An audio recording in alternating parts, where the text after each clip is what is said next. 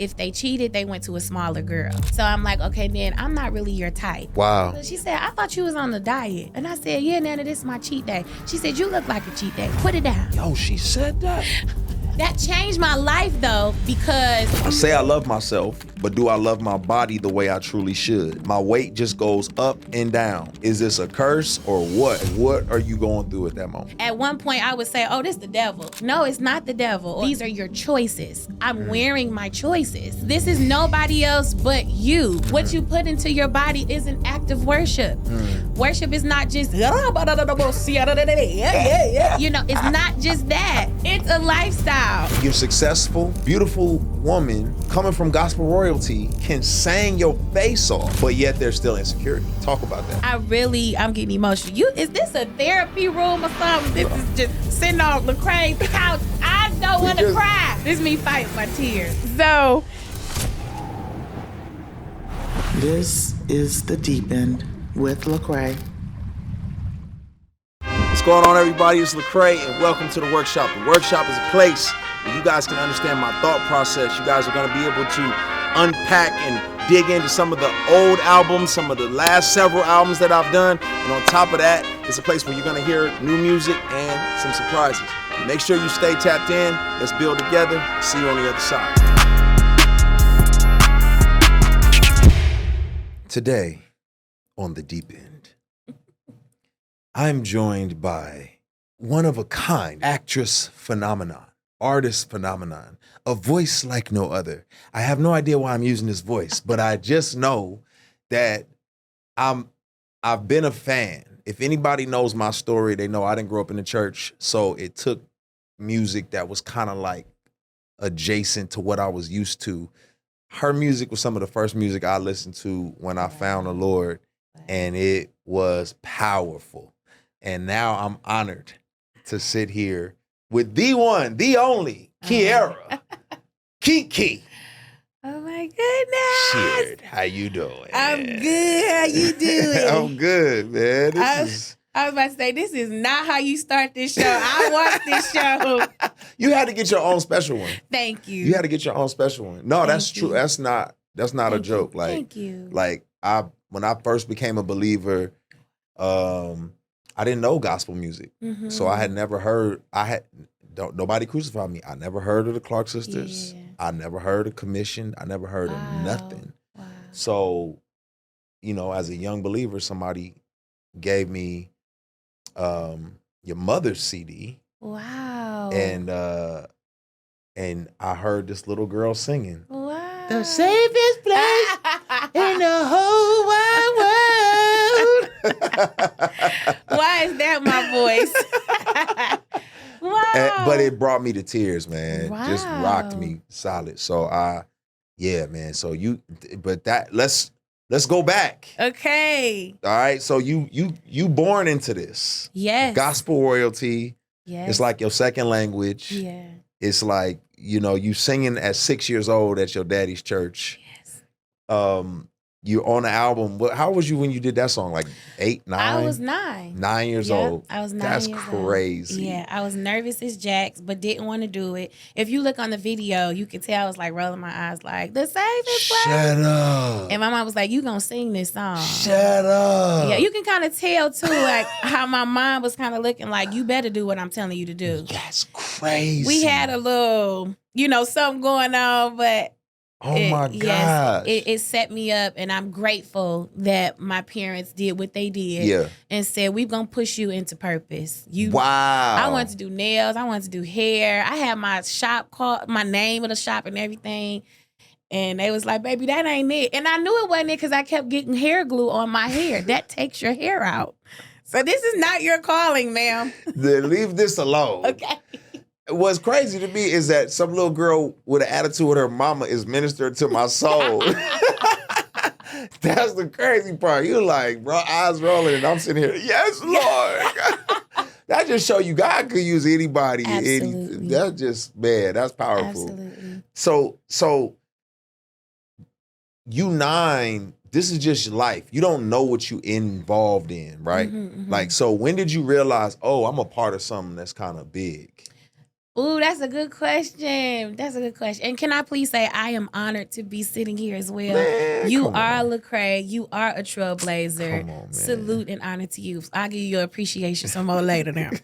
But when did this start for me? I think it started for me when a lot of who I was listening to on the R&B side were like, I'm crazy about your mom and your aunts. Wow. And I'm like, wait a second, so, and I was going backstage to meet people who were inspiring me because it was Karen's daughter. Okay. That's when I was like, now, wait a second. Now, if Karen is the name, the ticket in there, that's when it kind of changed for me. And also hearing like the history as well. And then just growing up and realizing what you kind of didn't have to go to school to learn.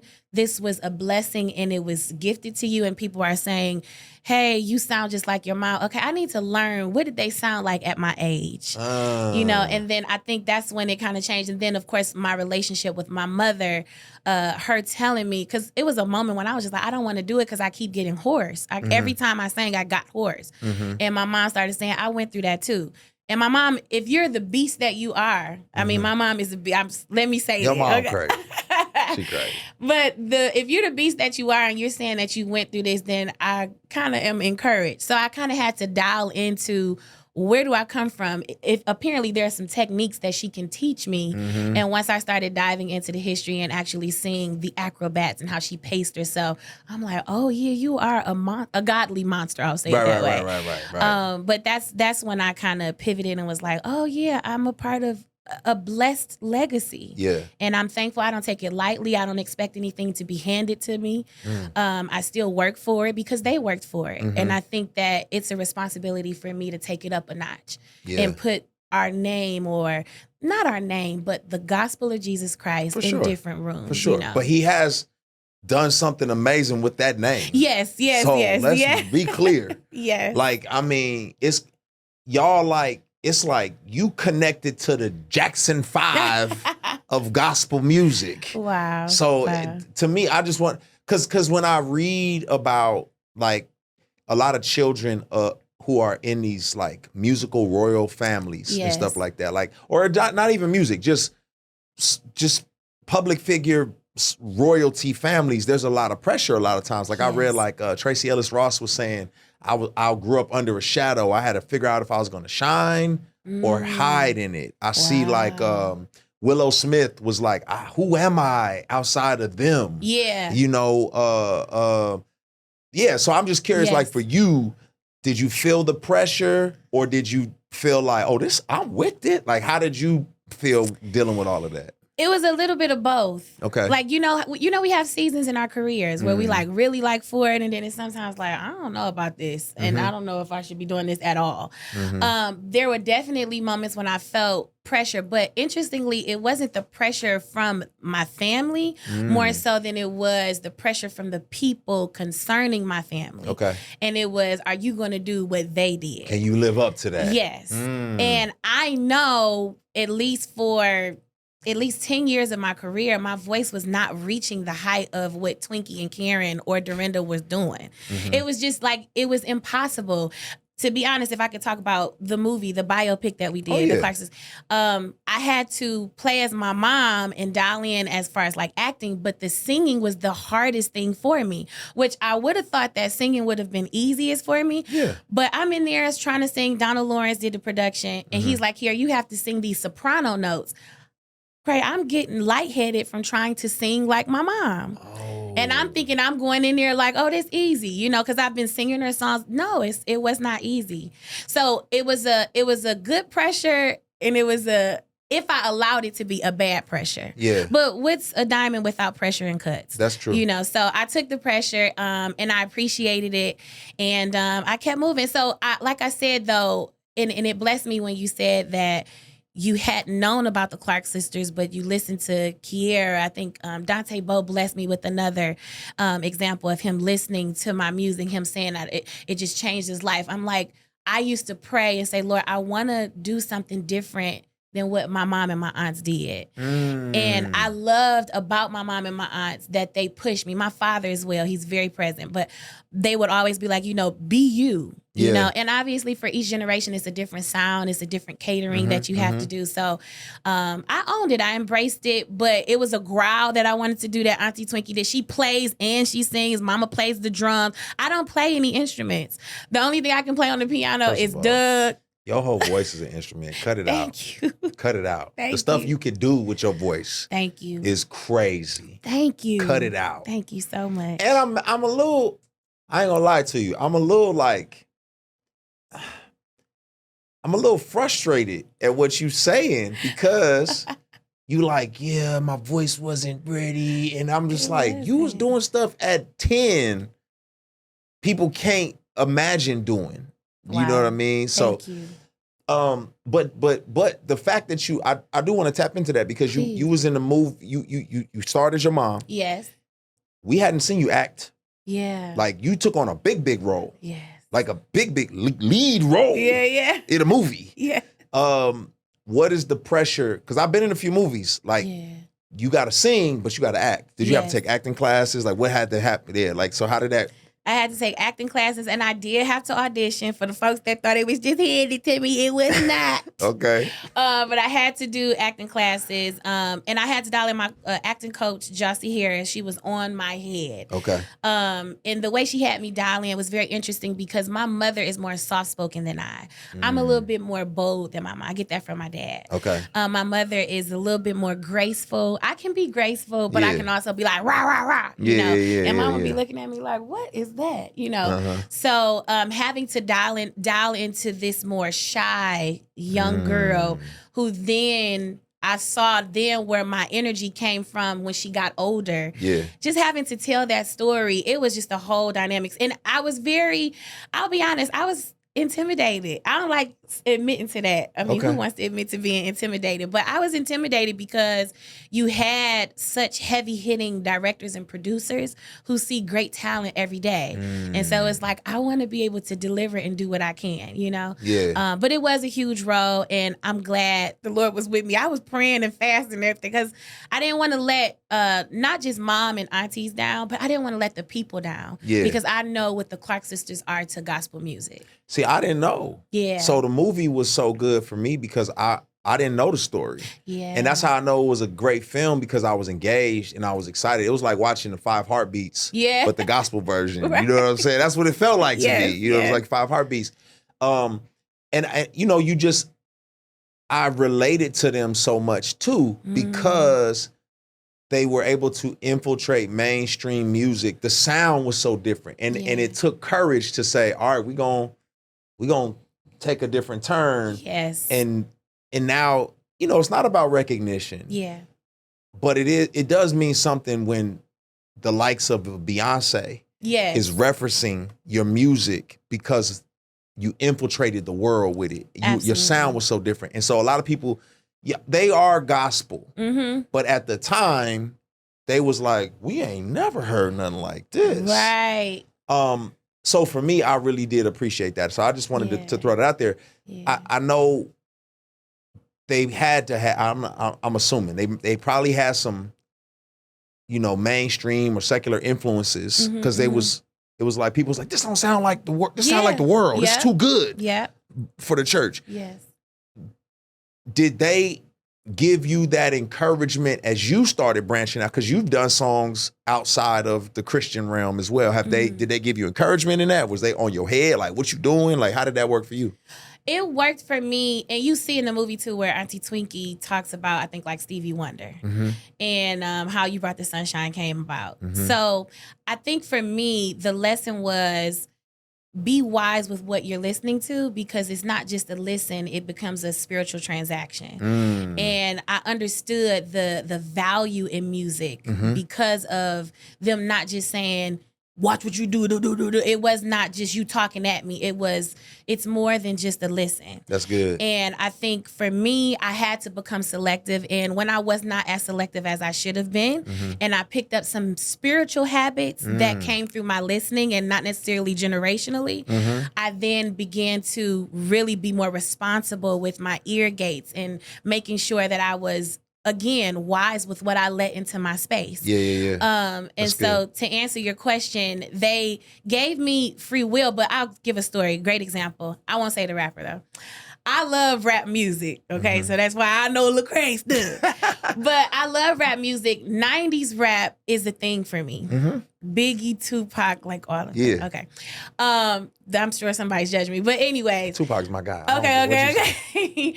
I mean, I could go on. But it was one era when I was listening to, I kept getting tickets. Like, my license was suspended. If I got pulled over, I'm getting out the car because you're not supposed to be driving. You have a warrant out for your arrest. These things, all because of driving though, bro. Like, so one time I was driving and I just kept going. You know, when you in like high school or going into college, like your 20s, you had these phases that you got to get over. Point of the story is I'm driving and my mom is in the car. We're on our way to church and I'm driving. She's like, you're driving too fast. And so I had my music like blasting. Usually you would turn your music down because your parent gets in the car, right? Yeah. And so she slams on the thing. She said, that's your problem. That's why your foot's so heavy because you listening to the wrong music. It's driving your spirit while you driving this car. And I was like, that was a lot that you just said. Yeah. And it was like, this is all of the music that I've been listening to. And it explains why I keep getting speeding tickets. Because every time I got in the car, I had big speakers, tinted windows, like making sure I just had all of the zhuzh. And that was what was driving me. And that was also what was attracting the company that would endorse my driving patterns. You know, and it goes on and on and on. But when I heard her say that, and I never forgot the story, and saw how she commanded the atmosphere in my car, I slowed down. My foot naturally, it wasn't just because mama was yelling, it was, I'm thinking about, you know what I'm saying? Oh, yeah. So those are the moments that taught me to be selective with what's inspiring you so that whatever you're listening to does not pour out into the people that you're called to speak to. I tell my kids the same thing. I say, don't let it wash over you. Yes. You could be a student and you can study and say, oh, okay, I see how he did this, or what's the story they telling? But once you become just a product that they can wash over, now you're influenced. Yes. You know what I'm saying? So I totally agree with you. So as a young parent, I realized that I had to leave more to my kids than just good advice. And that's when I learned about term life insurance. And man, that life insurance policy really gave me a peace of mind. You know, there was a lot of expenses that are gonna get covered that, you know, I just would not have even planned on. I didn't have it as a kid, and so I'm grateful I can do that for my kids. And I want you to do that for your kids. So I'm telling y'all about Fabric by Gerber Life. It's a term life insurance policy that you can get done literally today. It's made for busy parents just like you. It's online according to your schedule, and they'll be covered in 10 minutes and no health exam on your part. Fabric has flexible, high quality policies that if your family and your budget don't make sense, this will. You can get like $1 million a day, and there's no risk. There's a 30-day money-back guarantee, and you can cancel at any time. So what you need to do is join the thousands of parents who trust Fabric to help protect their family. Apply today in just minutes. MEET, fabric.com/Lecrae. Policies are issued by Western Southern Life Assurance Company, not available in certain states, and policies are subject to underwriting and health questions. Yes. You said something interesting. You said it was also influencing the company you would keep. Yes. So was the man choices back then? Was you making some bad choices? It was the man choices, and it was just even the friend choices. Okay. You know, I talk a lot about the relational experiences that I've had with the men. You just entertaining guys who probably did not treat you like you should have been treated. Exactly. Yeah. This is why you do interviews with big brothers. You need brothers that say, let me make sure I help you with what you're saying. Yes, that's exactly it. Yeah. And then just like, you know, we're in school. You got your car. You got I wanted everything black on my car. So my rims was black. My windows was black. So I'm getting this attention and this, I can rock with that. This is the church girl, but I can rock with that kind of church girl. And so it was like a merge of worlds that should not have been merged at that time for me. And it was attracting an attention. You know how we say good girls like bad boys. Yep. But do we really? Or do we just like the rough stand your ground, protect it. And because yeah. I'm young, I'm identifying with what culture says is attractive rather than what I actually need as a woman. Okay, come on, you better talk that talk.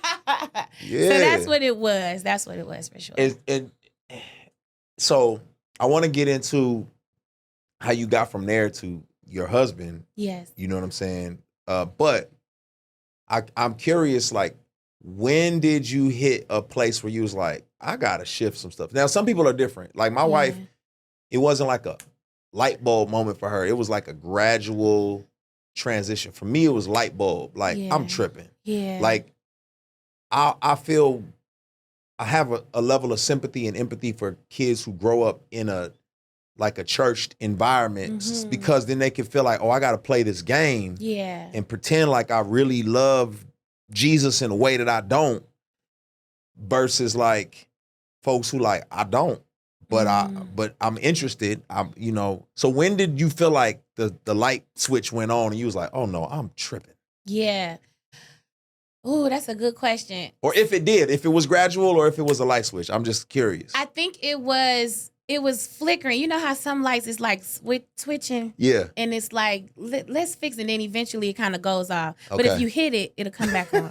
And then after a while, I stop getting lazy. Let me just change this light bulb or get it fixed. Okay. So it was like there, but it wasn't all the way there. It was, but I think, to answer your question directly, I did have a moment where the light went out and then it flicked back on. And for me, and the light twitching, it spoke to my relationship of me just kind of dibbling that, being in and out and not being so like all the way there. Okay. But when the light switched on is when I kept knowing that God was speaking to me, but doing the total opposite with my relationships. So it kept being like, you keep getting your heart broken because you are in complete disobedience. And then it just felt like drought, cold, and just lonely while everybody is around you and cheering you on, but you just feel so alone. So the light switch when it was just like, okay, a lot of what I'm dealing with is demonic because I'm opening my soul up to so much, better.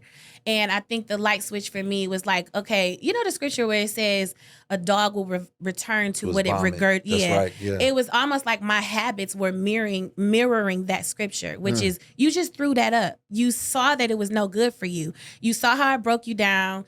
You said you weren't going back to it, but you went back to it. So now you're training yourself to accept dysfunction and to learn how to operate in that. That was a problem for me. And then, you know how they say, well, you come from a 2-parent home. And I did come from a 2-parent home, and I didn't see my father treat my mother the way I was accepting. And he never treated me like that. So how all of a sudden have you conditioned yourself to accept anything less than royalty? And that was when I started having this, like, and then you know how when you get older and you look back and you're like, okay, what was I thinking? Because you're not even it. You don't even have it. You don't even have half of it. You don't got it. You know what I'm saying? Yeah, exactly. So it's so much I could go on and on and on. And then I had a temper, like rage, anger.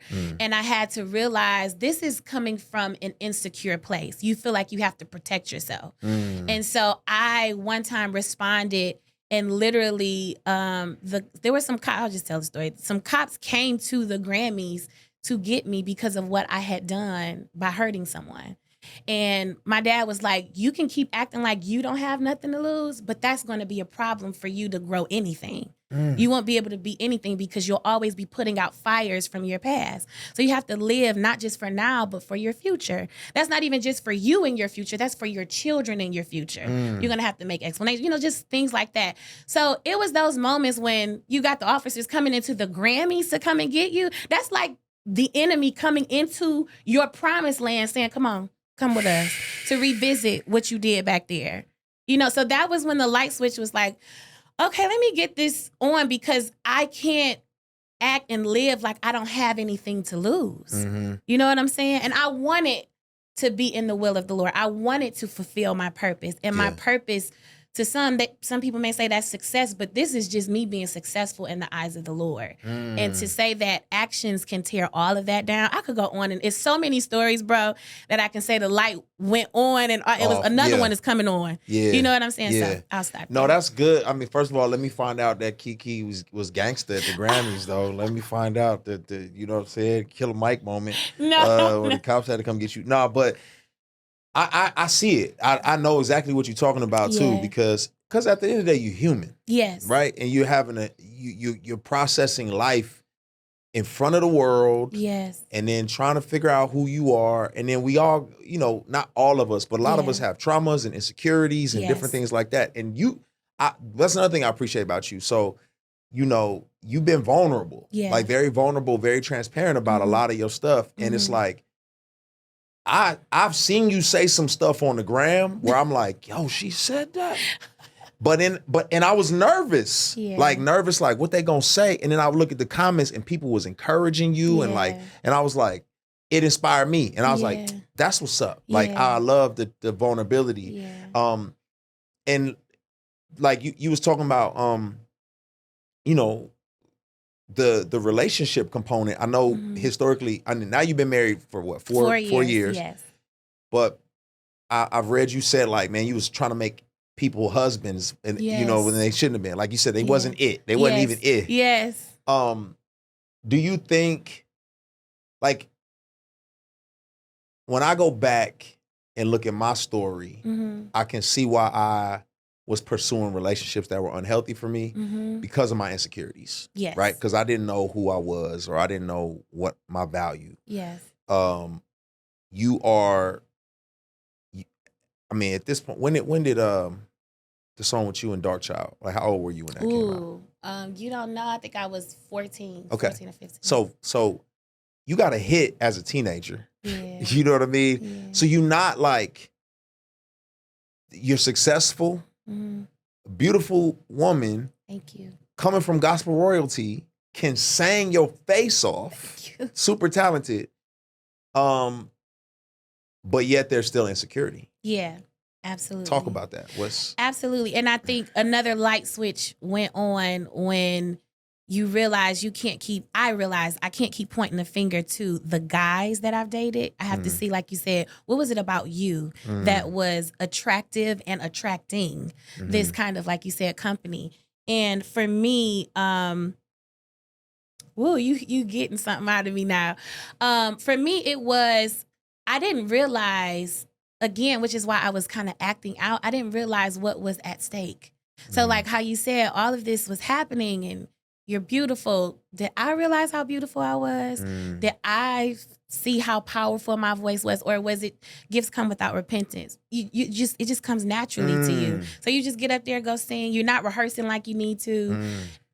Rehearsal is not like it needs to be. Probably not living like you need, because it comes naturally to you. Yep. So I didn't realize and really appreciate what God was doing in my life. That could have come from a lack of maturity, but also it came from me not wanting to not have the opportunity to love again, or have somebody that looks like this ideal guy that I thought that I wanted, which he had to be. I won't give the measurements and all of the details because I don't want nobody that know me like, oh, she talking about so and so. You just would fit in with the rest of these Instagram influencers and what they... Okay, all of that. But I think I had to just realize that. And then, you know, when you're a church girl, I'll speak for some of us. When you're a church girl, there are some of us that don't want to have so much of a body count.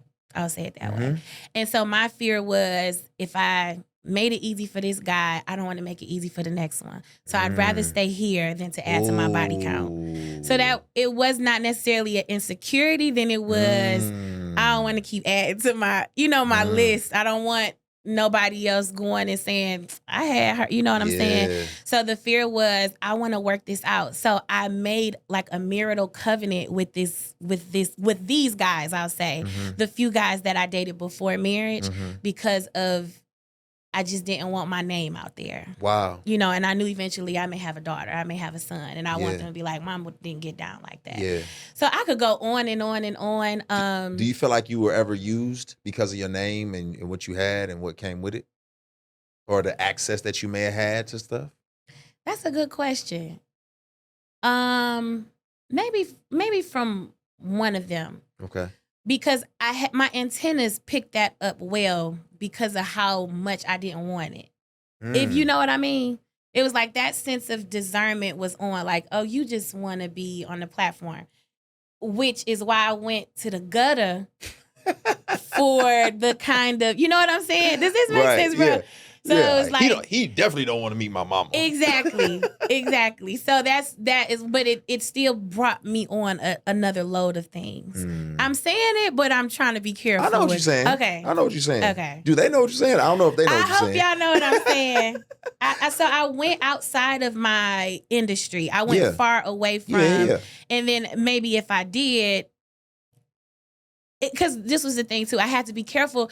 I didn't want to be so aware and trying to avoid that connection of being used to where I missed out on purpose compatibility. Yeah. Because it could look like a counterfeit if you miss that this is actually purposefully compatible, if I can say it that way. Whereas this one, he thinks that he looks good with you on paper. Right. You know what I'm saying? Yep. So.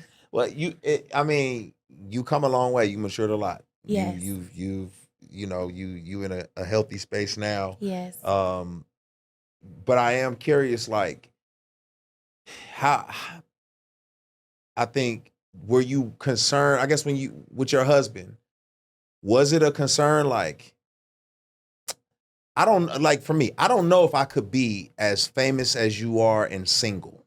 You know what I'm saying? Like, that would be a weird space for me, because then I'm like, how did that work? Like, all right, I'm who I am. Does he like me for me? Does he like me for who he thinks I am? Yeah. Like, how did you process that? So and I want to speak back to the insecurities too. My weight was a thing too. In one of the relationships, actually in a few of the relationships, 2 or 3. Some of the relationships that I had prior to, it was always, if they cheated, they went to a smaller girl. So I'm like, okay, then I'm not really your type. So I did question, am I really who you want, or is it just what I bring? Now, it wasn't always, and now I'm going into the next question. It wasn't always, you're Kierra Sheard, the fame. I know who I am when you strip me of all of that. I'm a good person. Okay. I love people. If I love you, I'm down for you. If I don't love you, I still will try to do what I can to help. Yeah. So when you strip me of everything, I'm just a good person. So without looks, without fame, Kierra she's consistent. Yeah. So people could call me out my name, and I knew where you would go is probably to cut deep is to probably call me a fat B. That's all you can do, because that's all you have. Yes, I'm juicy, and you probably call me, I'm a dog in the game, so if you gonna call me a female dog, okay, that's great too. So yeah, that's me. Yeah. So I think for me, what kept me afloat and beyond the whole fame thing is knowing and processing it while I was single, is knowing that I have a lot to offer. And I know that when I love hard. Yeah. And I want you to win. I think it was a lyric that Jay-Z said, but I don't want what I have just for me. When I eat, you eat. You know what I'm saying? And that's not just for my husband or then the dudes I was dating. That's for my homegirl. I want us to build together. How can we learn to do this together? But when you screw me over, and when I see just a hint of manipulation, disloyalty, I'm just like, I know how to wipe my hands of people too well. That is a problem, because it can also sometimes turn into unforgiveness, which God is working on me on that. Okay, working on us all. Yes. You know what I'm saying? It's like, wait, Jesus, am I knocking the dust off my feet? Yes. Or am I unforgiving? I don't know which one it is. Work on me, Lord. Right. You know what I mean? Yes. Yeah. Did I that appreciate answer your that. question? Yeah. Okay. Oh, big time. Well, I appreciate that, because I mean, what you saying too? You said a lot of things. Okay. So we gotta go back and touch on a couple of those things. So one, I hear you saying, like, it wasn't just the fame or whatever. It's like, no. I know I'm a catch. Yes. Like, because it's funny. I was just reading 1 Peter with my daughter this morning, and it was talking about like it's not the braids and the jewelry. Yes. You know, it's the spirit. You know, that's what's beautiful about you. You know what I mean? And so you knew, like, nah, like the Lord been working on the inside of who I am, and I know that person is a catch. Yes. Which I'm assuming your husband saw. You know, he saw past that. But then you also said, like, there is a body weight insecurity there. And you've talked about this. Yes. That's some of the stuff I love about you, because you keep it 1,000 about this. But it's like, I mean, has anybody ever done that? But like, you ain't nothing but a fat. And then what? Yes, I've heard it countless times.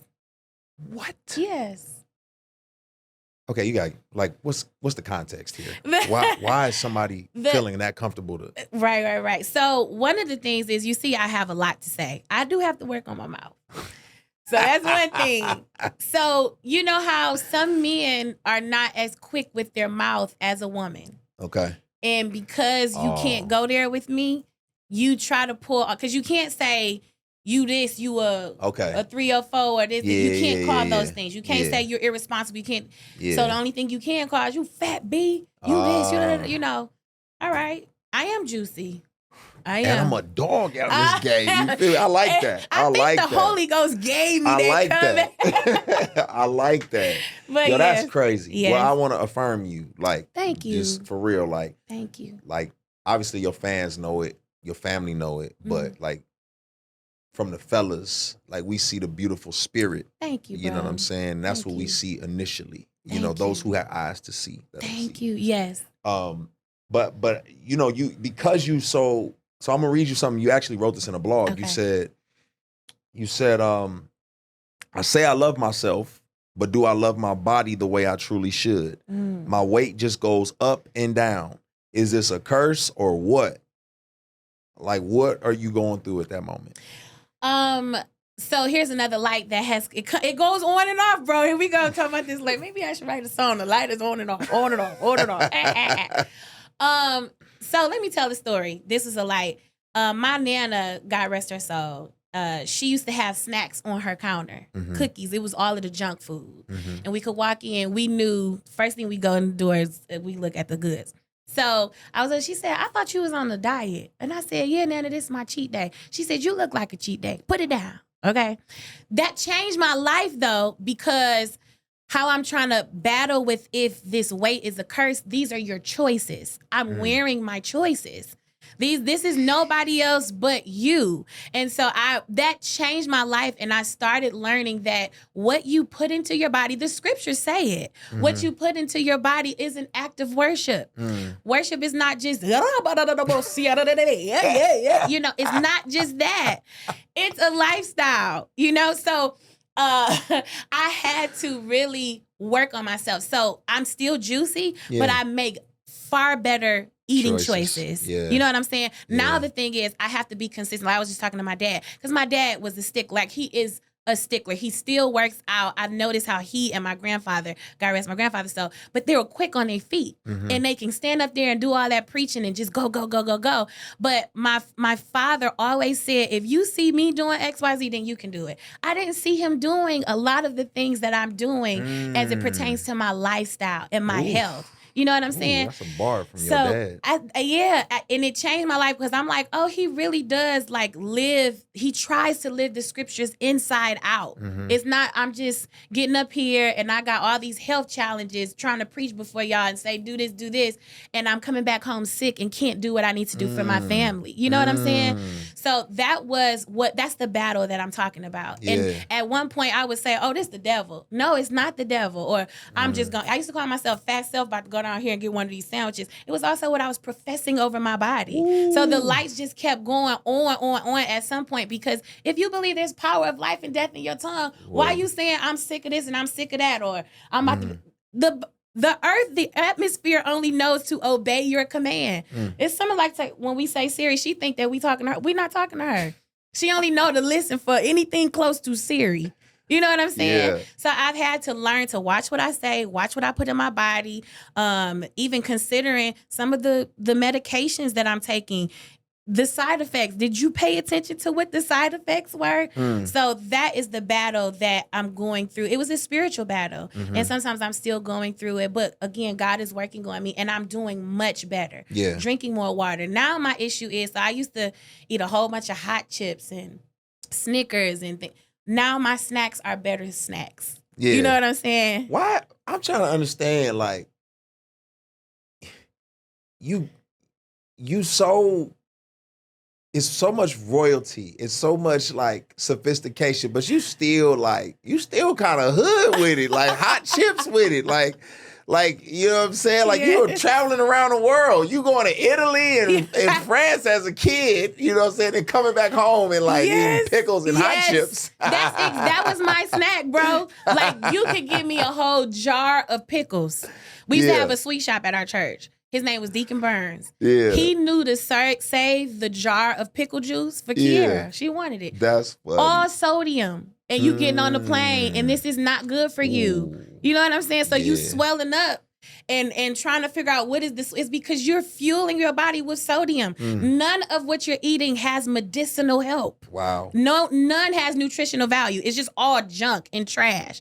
So once I started reading, I'm like the Holy Spirit even dealt with me the other day, and he literally spoke to me and said, take milk with thistle and tell your husband too. He literally said, and so that's another light. He'll talk to you about your health. You know what I'm saying? So you pull something. If you pay attention. Yes. If you pay attention. I remember in college, I signed up for a credit card. Probably one of the worst decisions I ever made because I didn't know anything about credit. It deeply impacted my credit. It took me a while to climb out of that hole, and I don't want that to be your story, all right? So I want you to not go through the terrible journey that I went through. And if you ever feel like you're being punished for the mistakes you made years ago, that's what credit can feel like, right? There's finally a way out of this hole, though. I mean, when was the last time you thought about your credit score? And if your answer is never, well, don't worry, you're not alone. And here's the thing, a good score means better rates, lower payments, and bigger opportunities. And that's why I'm excited to tell you about Ava. So Ava is a credit building app that makes it very easy to improve your credit fast. So you can get better rates on your loans, you can pay off your debts faster, and keep money in your pocket. Ava reports your on-time payments to all major credit bureaus every single day, which helps you build a very solid credit history very quickly. And the longer you stick with Ava, the higher your score goes up. Most members see their credit go up in like less than a week. For $6 a month, yeah, you heard that right, $6 a month, what you get access to is all of Ava's credit building tools. Ava's gonna keep it very low stress, very low cost, and super transparent. So make sure you all sign up. I need you to take control of your credit today. Download the Ava app, it's AVA, and listen, when you use my promo code Lecrae, Lecrae, if you didn't know how to spell it, your first month is totally free. That's right, it's free. So get the Ava app, use my promo code Lecrae so you can know for sure that your first month is gonna be free. Thanks to Ava, you get to do yourself a favor and get some good credit. All right? Now that's good. I appreciate you being transparent about that because there's a lot of women who, men and women, you know what I mean, who both wrestle with the insecurity, but then also it's like there's a level of accountability. And I think you do that dance very well. It's like, listen, don't shame me. Yeah. I'm more than what you see. Yes. At the same time, I am in a process of changing some habits. And we all got to do that. We all getting, working toward getting better in so many different ways every day. So if it's one thing, I love your transparency, Thank man. you. And you just keep it real, hot chips. You.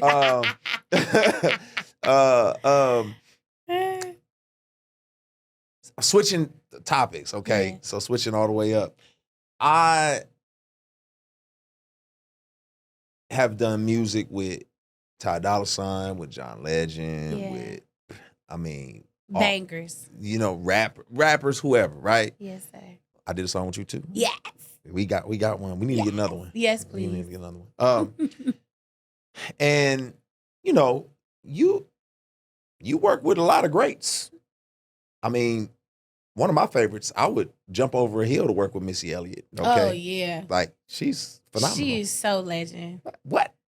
Is it worth it, Libby? Okay. Phenomenal. So don't get no speeding ticket when you leave here. Okay. All right. See? But no one said nothing about those collabs you did back then. It was like, these are jams. All of a sudden, 2025. Yeah.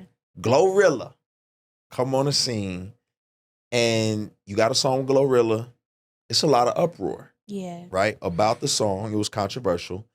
And then it won the BET Award for Best Gospel Song. Yes. And then, she goes up there and she says, wow, like it only makes sense that I win my first award, BET Award, and it's a gospel award. Yeah. That set the gospel community on fire too. There was lots of stuff. Backlash. So how do you navigate all of the chaos around that, right? How do you personally process all of this? Do you go in a hole? Do you say, let me get on my computer? Do you talk to friends? How do you process all of that stuff that's going on?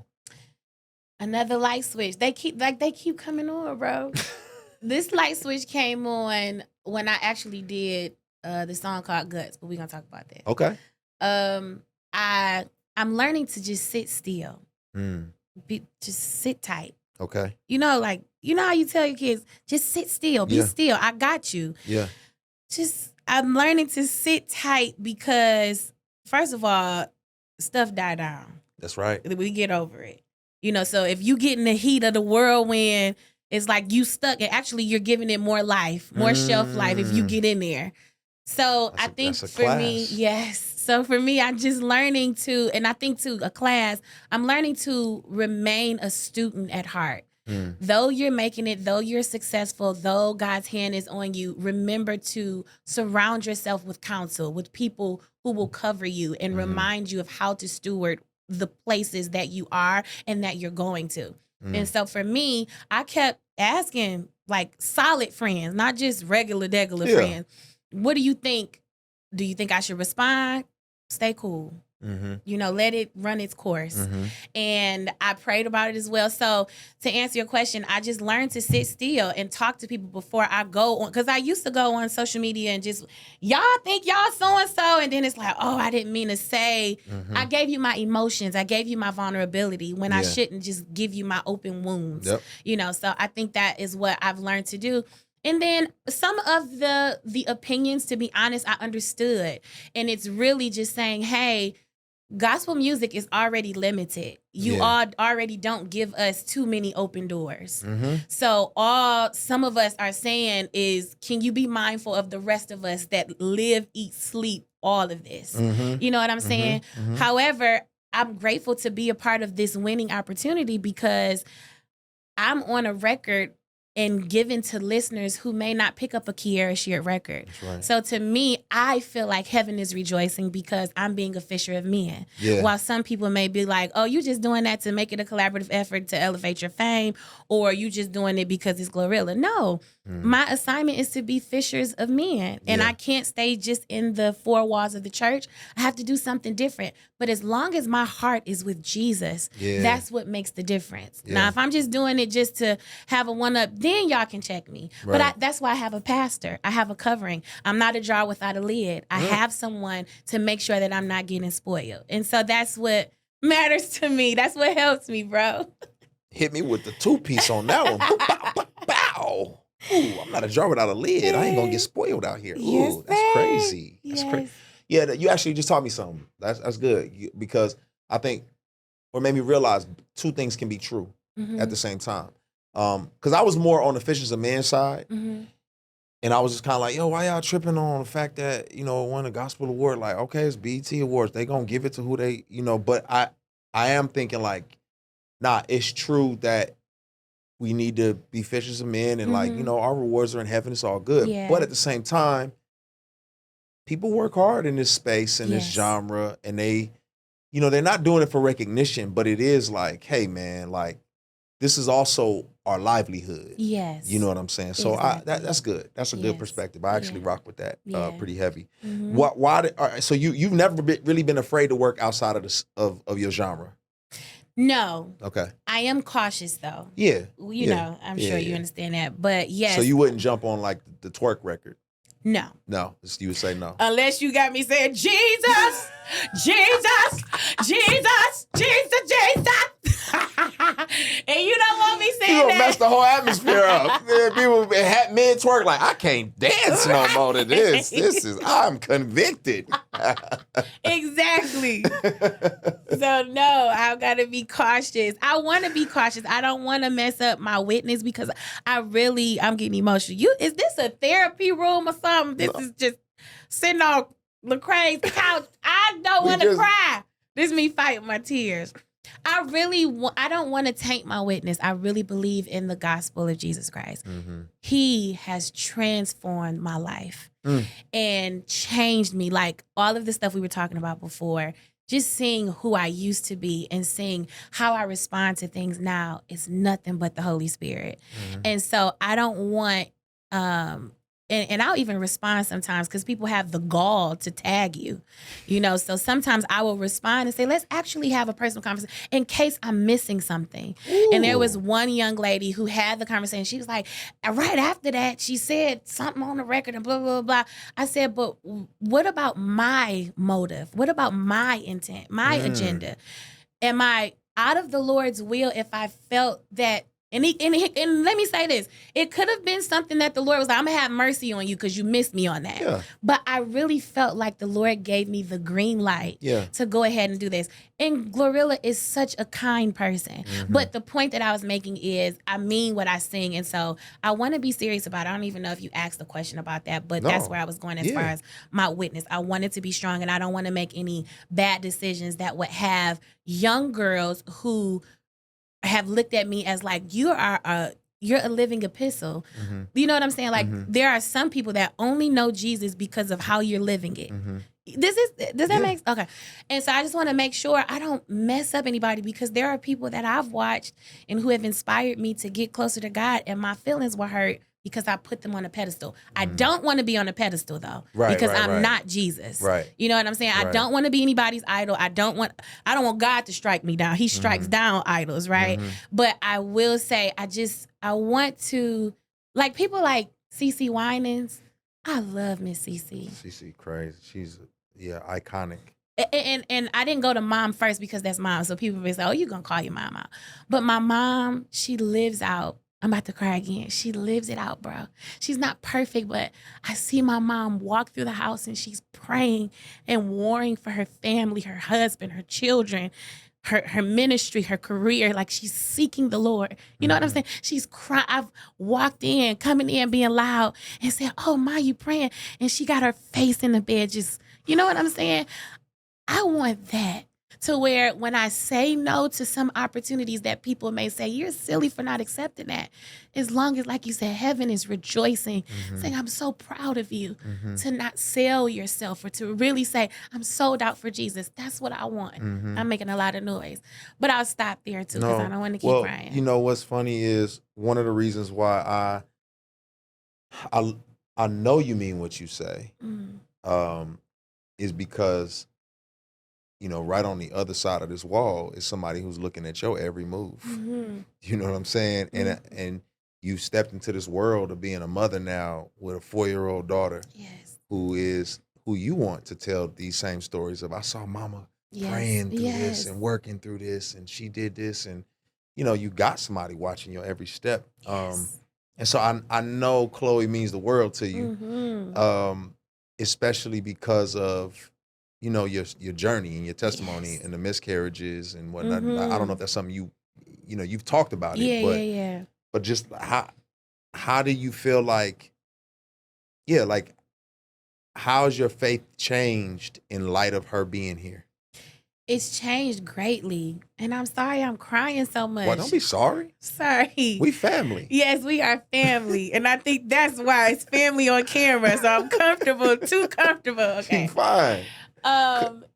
My faith changed when I was promised. The Lord gave me a vision of my little girl that's on the other side.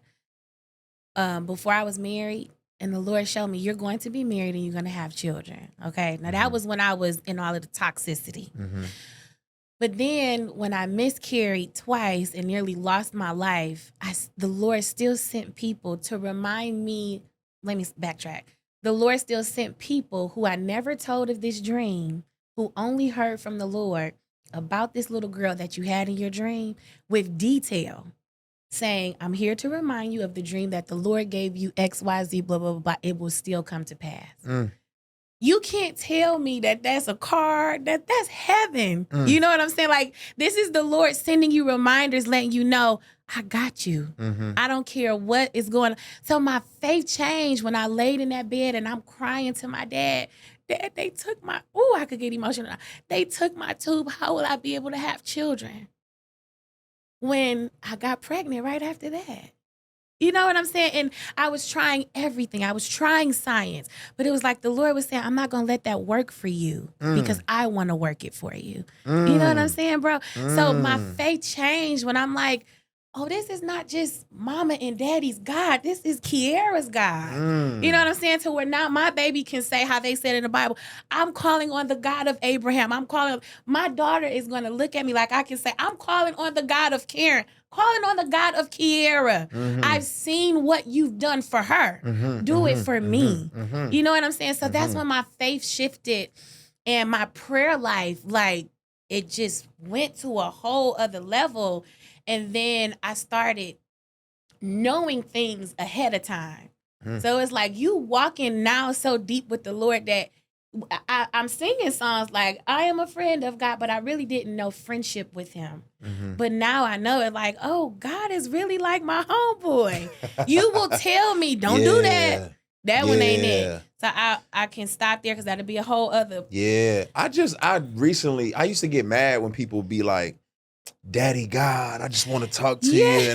But recently I've been like, I get it. I'm tripping. Yes. So I love that, man. Yes. And she's beautiful, by the way. Thank you. And she gonna be super spoiled after all the stuff that I know you done went through. So Yes. that girl gonna be spoiled out. Yes. But you know, your husband was with you to support you, you know what I mean? Yes. Like, I know you said you prayed over the womb daily. Yes. Like, what is the relationship with you and your husband been like in light of all of that? I have to say, my husband is a G.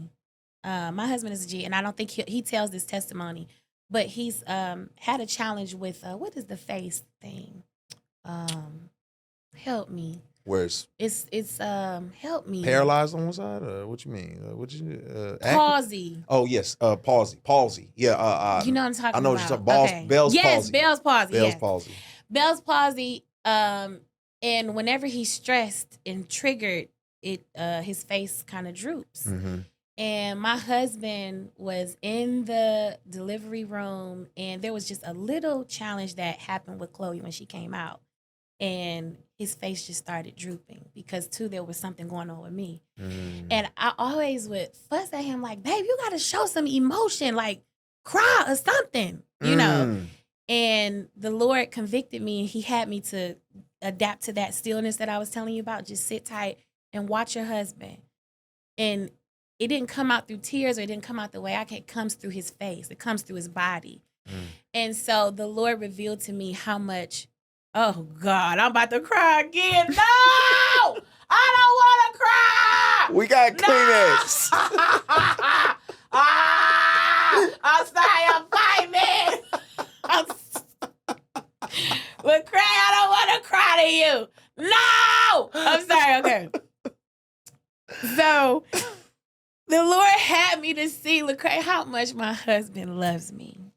Even with the storms and the challenges that we go through in marriage, the Lord, if you want to, the Lord will allow you to see your spouse through his lens. And for a long time, I was seeing him through my lens. Oof. And the Lord dealt with me. And he said a lot that I'll tell you more, you know, if we just kicking it. Yeah. But that experience definitely changed me because my husband, I was about to say, my baby just sat there and his face was drooping. He didn't even realize it. I had to say, baby, your face is doing it. And to see that he was embodying and carrying all of that weight that he felt like, and he could have said it, but I don't want to say this to my wife while she's on the bed giving birth to my baby and then they had to take Chloe to another hospital because they didn't specialize in what she needed to be treated there. And he went with peace. He kept in contact with me, you know, and sometimes us wives, sometimes we feel like I got to tell my husband to do it.